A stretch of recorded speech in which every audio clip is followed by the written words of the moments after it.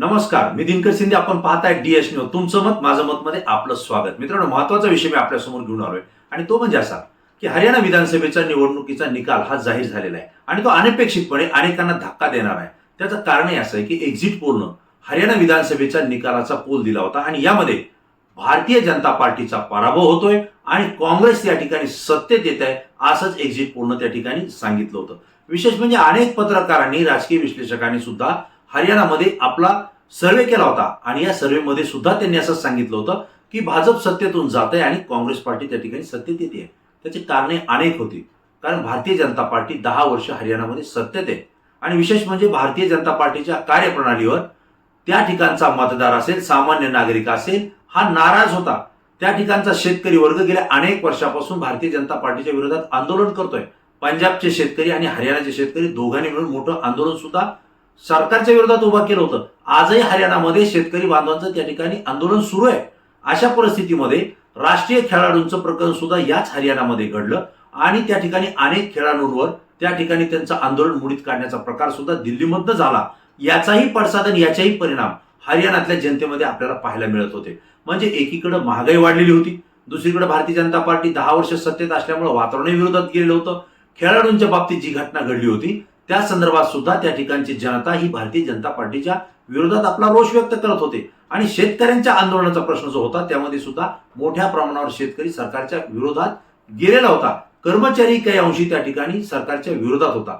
असं असताना भारतीय जनता पार्टी हरियाणामध्ये आता सत्तेतच येणार नाही ही चर्चा सर्वत्र त्या ठिकाणी घडत होती. अशा वेळेला काँग्रेसनं सुद्धा आपलं दमदार पाऊल त्या ठिकाणी हरियाणामध्ये टाकलं होतं. अनेक मतदारसंघामध्ये विचारपूर्वक त्या ठिकाणी उमेदवार देण्याचा सुद्धा प्रयत्न केला, परंतु काँग्रेसचे काही निर्णय त्या ठिकाणी चुकलेले आहेत. अशी सगळी घटना असताना, भारतीय जनता पार्टीच्या विरोधात वातावरण असताना त्या ठिकाणी भाजप पुन्हा सत्तेत आलं कसं, हा या ठिकाणचा महत्वाचा प्रश्न आहे. विशेष म्हणजे काँग्रेस आणि भारतीय जनता पार्टी यांच्या आमदाराच्या संख्येमध्ये 15 आमदारांचा फरक आहे. भारतीय जनता पार्टीचे 49 आमदार त्या ठिकाणी आले आणि काँग्रेसचे 36 आमदार त्या ठिकाणी विजयी झालेले आहेत. मित्रांनो, मला आपल्याला आवर्जून सांगायचंय की निकाल जाहीर झाल्यानंतर काँग्रेस आणि भारतीय जनता पार्टी यांच्या मतांची ज्यावेळेस आपण तुलना केली, विचार करतो, त्यावेळेस दोघांच्या पार्टीमध्ये जवळजवळ समसमान मतं आहेत, सारखी मतं आहेत. भाजपला आणि काँग्रेसला 39% मतं त्या ठिकाणी दोघांनाही पडलेली आहेत. असं असताना सुद्धा आमदारांची संख्या भाजपची जास्त आली आणि त्यामुळे भारतीय जनता पार्टी त्या ठिकाणी सत्तेत आलेली आहे.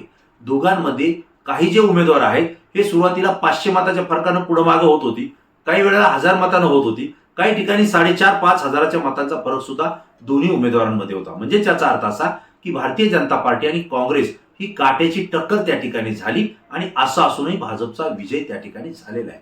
मित्रांनो, ह्या सगळ्या घटनांवर एक गोष्ट लक्षात येते की त्या ठिकाणी जाट समाज जो आहे, हा जाट समाज पूर्ण हा काँग्रेसच्या बाजूने गेलेला नाहीये. त्याच्यामध्ये फूट पडलेली आहे. तो भारतीय जनता पार्टीच्या सोबत काही गेलेला आहे, काँग्रेसच्या सोबत काही गेलेला आहे आणि विशेष म्हणजे दलित समाज हा काँग्रेसच्या सोबत उभा राहत असतो. तो यावेळी मात्र काँग्रेसच्या सोबत पूर्ण दलित समाज उभा राहिलेला नाहीये. जसं जाट समाजामध्ये विभागणी झाली, अगदी तशाच पद्धतीनं दलित समाजाच्या मतांमध्ये सुद्धा विभागणी झालेली आहे. कारण त्या ठिकाणी मायावतींनी सुद्धा आपल्या पक्षाचे उमेदवार त्या ठिकाणी टाकलेले होते आणि दुसरा एक दलित समाज नेत्यांची पार्टी आहे, त्यांनी सुद्धा आपले उमेदवार त्या ठिकाणी दिलेले होते आणि भारतीय जनता पार्टीनं सुद्धा आपली उमेदवारी त्या ठिकाणी देत असताना अल्पसंख्याक समाजाचाही विचार केला होता, दलितांचाही विचार केला होता आणि त्या ठिकाणी छोट्या छोट्या समाजाची मतं जास्तीत जास्त आपल्या बाजूने कशी येतील याचाही विचार त्या ठिकाणी केला होता.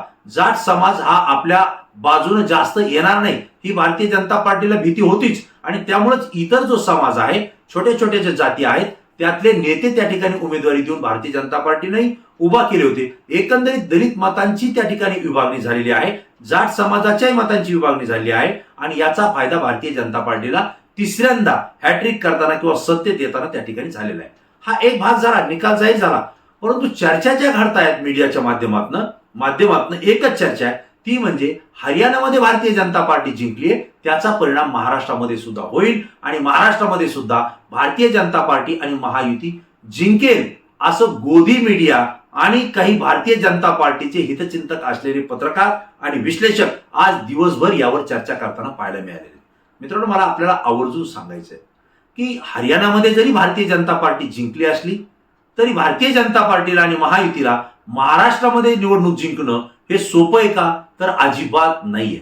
कारण हरियाणात जरी भारतीय जनता पार्टी जिंकली असली तरी भाजपला महाराष्ट्र हा जडच आहे. त्याची 5 कारण आपल्याला या ठिकाणी मी आवर्जून सांगणार आहे. महाराष्ट्र हा भाजपला का जड जातोय त्याचं एक कारण म्हणजे एक तर महागाई आहे.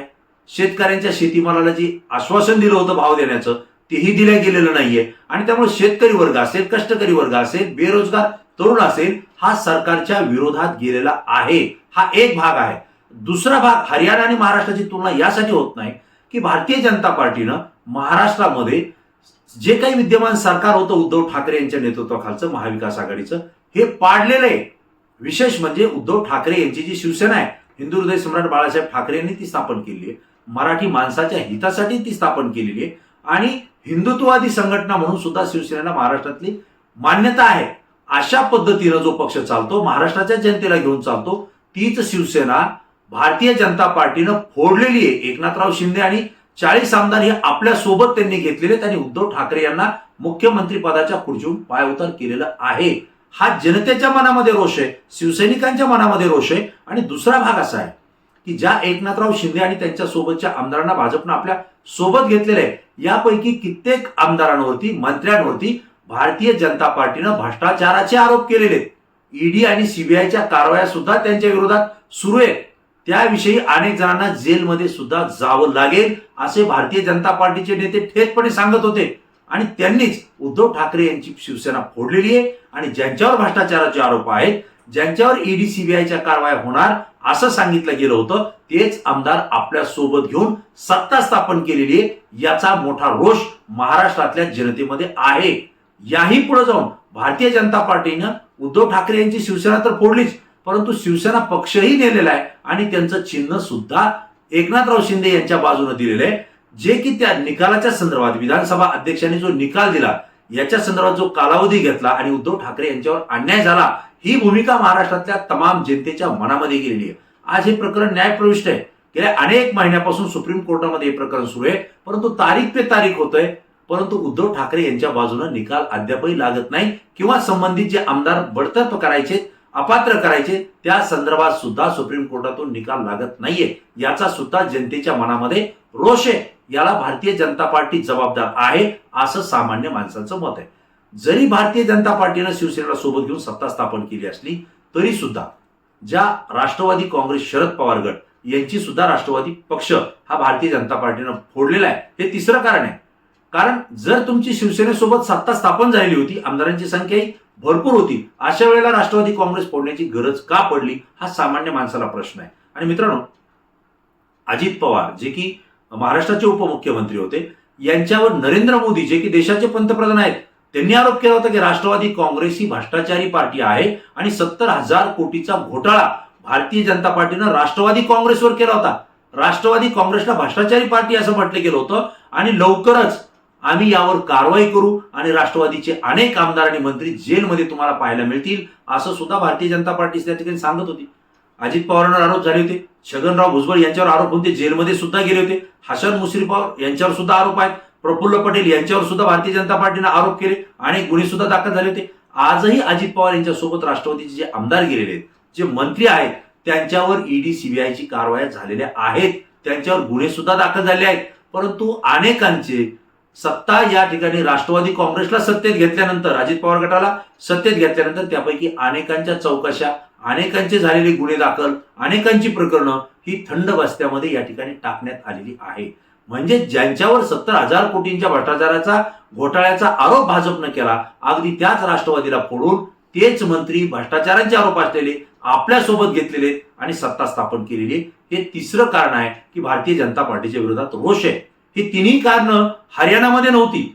चौथं कारण याच्यामध्ये आपल्याला पाहायला मिळते. सगळ्यात मोठं कारण आहे मनोज जरांगे पाटील यांनी मराठा समाजाचं आरक्षणाचा लढा जो उभा केलेला आहे. गेल्या 13 ते 14 महिन्यापासून जरांगे पाटील हे सरकारच्या विरोधात मराठा समाजाला ओबीसीचं आरक्षण मिळावून आंदोलन करतायत. पहिल्यांदाच, म्हणजे यापूर्वी कधीच नाही, एवढ्या मोठ्या संख्येनं कोट्यावधी मराठा समाज हा जरांगे पाटलांच्या पाठीमागं निस्वार्थीपणे एकवटलेला आहे, एकत्र आलेला आहे. जरांगे पाटील म्हणतील तीच दिशा आणि तोच निर्णय आम्ही मान्य करू, अशा पद्धतीची भूमिका महाराष्ट्रामध्ये घेतलेली आहे. ती भूमिका हरियाणामध्ये जाट समाजाचं कुठलंही आंदोलन नव्हतं आणि तशा पद्धतीची एकी सुद्धा हरियाणामध्ये नव्हतीये. ती महाराष्ट्रामध्ये जरांगे पाटलांच्या माध्यमातून मराठा समाजाची झालेली आहे आणि मराठा समाजानं लोकसभा निवडणुकीमध्ये जरांगे पाटलांनी महायुती आणि भारतीय जनता पार्टी म्हणजे सत्ताधाऱ्यांना त्यांची जागा दाखवा, मराठा आरक्षणाला विरोध केला त्यांना पाडा, अशा पद्धतीचं ज्यावेळेस स्टेटमेंट केलं त्यावेळेस लोकसभेच्या निवडणुकीमध्ये भारतीय जनता पार्टी आणि महायुतीचे खासदारकीचे उमेदवार हे पराभूत झालेले आहेत. त्यांचा दारुण पराभव झालेला आहे. भारतीय जनता पार्टीचे राष्ट्रीय पक्ष आहे, जगातली नंबर 1 ची पार्टी म्हटली गेलेली आहे भाजपच्या कार्यकर्त्याकडून, त्यांना महाराष्ट्रामध्ये केवळ 9 खासदारावर त्या ठिकाणी समाधान मानावं लागलेलं आहे. ही दुर्दैव आहे भारतीय जनता पार्टीसाठी. आणि म्हणून मनोज जरांगे पाटील यांचा जो लढा आहे तो आता सुरू आहे. विधानसभेच्या निवडणुकीमध्ये ते काय भूमिका घेतात यावरती सगळं महाराष्ट्राचा निर्णय निकाल हा अवलंबून आहे, हे मी आपल्याला या ठिकाणी आवर्जून सांगतोय. आणि जरांगे पाटील हे भारतीय जनता पार्टीच्या उमेदवाराला विजयी करा असं कधीही म्हणणार नाहीत, अशी स्थिती महाराष्ट्रातली आहे. आणि त्यांनी जरी सांगितलं तरी मराठा समाजाच्या मनामध्ये भारतीय जनता पार्टी आणि महायुतीच्या विरोधात रोष आहे. कारण त्यांनी ज्यांना आपलं दैवत मानलेलं आहे, संघर्ष योद्धा मानलेलं आहे, त्याच जरांगे पाटलांना अनेक वेळा उपोषण करावी लागलेली आहे. त्यांच्या नाकातोंडातून रक्त आलेले, अनेक वेळा भोवळ येऊन ते खाली जमिनीवर कोसळलेले. अशा पद्धतीनं त्यांना जी आश्वासनं सरकारनं दिली ती पूर्ण केलेली नाही, याचा रोष मराठा समाजाच्या मनामध्ये आहे. हेही एक कारण आहे. आणि 5वं कारण जे आहे ते म्हणजे सर्वसामान्य गोरगरीब जो आहे हा सरकारवर नाराज आहे. कारण महागाई इतकी प्रचंड वाढलेली आहे की गोरगरिबांच्या खिशामध्ये पैसा नाहीये. आज किराणा माल जरी आणायचं म्हटलं तर एक वस्तू खरेदी करताना दुसरी कधी खरेदी करावी, तिच्यासाठी पैसे कुठून आणावी, ही अवस्था गोरगरिबांची झालेली आहे. म्हणजे एकीकडे महागाई वाढलेली आहे, दुसरीकडे शेतकऱ्यांच्या शेतीमालाला जो भाव देऊ म्हटले होते तो भावही दिलेला नाही. दुसरीकडे मात्र खताचे भाव वाढलेले, बी बियाण्याचे भाव वाढलेले, औषधांचे भाव वाढलेले. त्यामुळे शेतकरी त्या ठिकाणी नाराज झालेला आहे.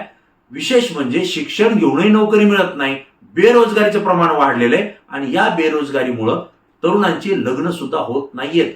हा जो काही सगळा प्रकार घडतोय हा सुद्धा सरकारच्या विरोधात गेलेला आहे. आणि म्हणून ही जी काही 5 कारणं आहेत या 5 कारणामुळं आजही महाराष्ट्र हा भारतीय जनता पार्टीला जडच आहे, मी आपल्याला आवर्जून या ठिकाणी सांगतोय. दुसरा भाग असा आहे की हरियाणामध्ये भारतीय जनता पार्टी ही काँग्रेसच्या विरोधात सरळ सरळ लढत लढलेली आहे.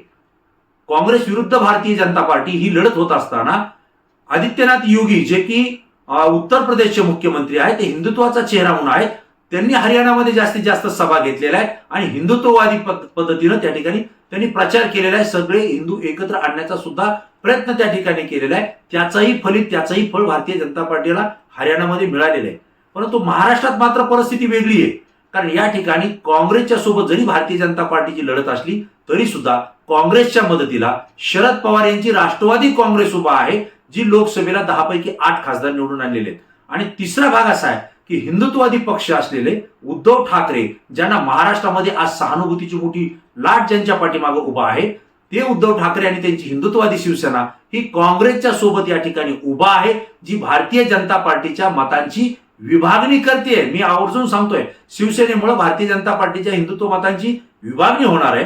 राष्ट्रवादी काँग्रेसची मतं जी शेतकरी आणि सर्वसामान्यांची आहे ती काँग्रेसच्या सोबत आहेत आणि काँग्रेसची पारंपरिक मतं ही सोबत आहेत. या तिघांचीही आघाडी आहे आणि यासोबत संभाजी ब्रिगेड ही महाविकास आघाडीच्या सोबत जुटलेली, ज्यामध्ये मराठा समाज सुद्धा मोठ्या ताकदीनं त्या ठिकाणी उभा आहे.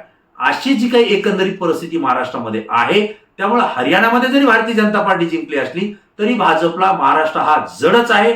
भारतीय जनता पार्टी आणि महायुतीला महाराष्ट्रामध्ये विधानसभेत विजयी होणं हे शक्य दिसत नाहीये. या ठिकाणी भाजपचा पराभव होईल असंच चित्र पाहायला मिळतंय. त्याचे कारण अनेक आहेत. त्यामध्ये धनगर समाजाच्या आरक्षणाचा जो प्रश्न आहे, धनगर समाजाला आरक्षण देऊ म्हणून मुख्यमंत्र्यांनी सांगितलं होतं देवेंद्र फडणवीस असताना, परंतु ते दिले गेलेलं नाहीये.